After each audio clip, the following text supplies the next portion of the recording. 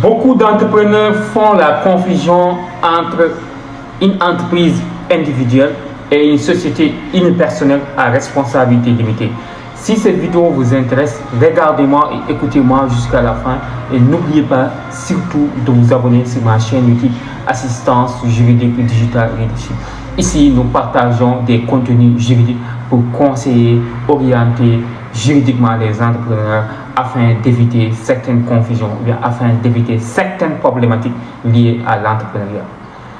Bonjour, je suis Amadou Alikan, coach formateur en droit des entreprises, assistant juridique virtuel certifié par Legal Tech Academy Lawyer de Paris depuis 2021.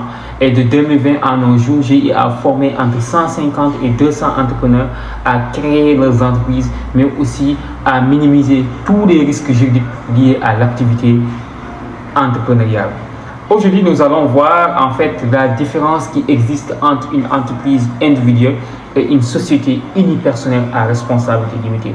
En tant que formateur juridique coach, j'ai constaté que beaucoup d'entrepreneurs aujourd'hui croient que créer une entreprise suffit d'aller dans une maison de création d'entreprise, chercher un registre de commerce et un NEA.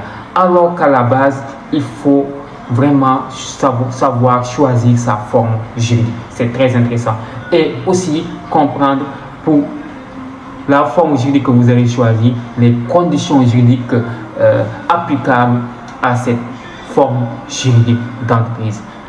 Une entreprise individuelle n'est pas une société unipersonnelle à responsabilité limitée. Parce que vous voulez travailler seul. Si vous n'avez pas les moyens, c'est bien de créer une entreprise individuelle. Mais sachez qu'une entreprise individuelle a des conséquences juridiques majeures dans l'avenir de l'entrepreneur individuel. Ce qu'il faut savoir d'abord, une entreprise individuelle n'a pas de personnalité morale.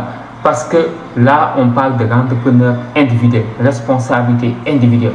Là, l'entrepreneur agit seul pour tout ce qui est de l'activité de l'entreprise.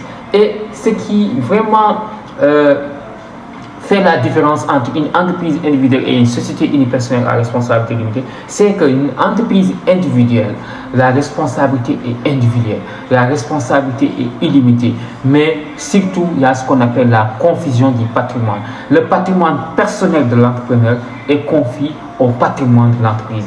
Demain, en cas de difficulté économique de l'entrepreneur individuel, les créanciers peuvent même saisir ses biens personnels parce qu'il y a ce qu'on appelle une confusion du patrimoine. Alors qu'une société unipersonnelle à responsabilité limitée, là, l'entrepreneur agit en tant qu'associé unique, mais sa responsabilité est limitée parce que ça entre dans le cadre du régime juridique des sociétés à responsabilité limitée.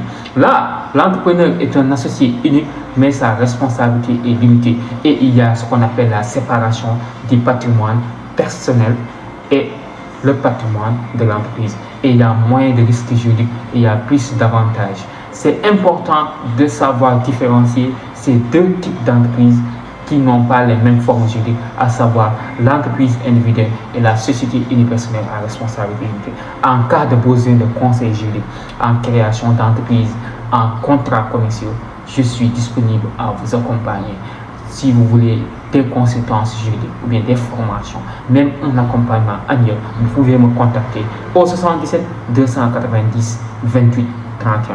Merci, à très bientôt et je vous souhaite un très bon week-end.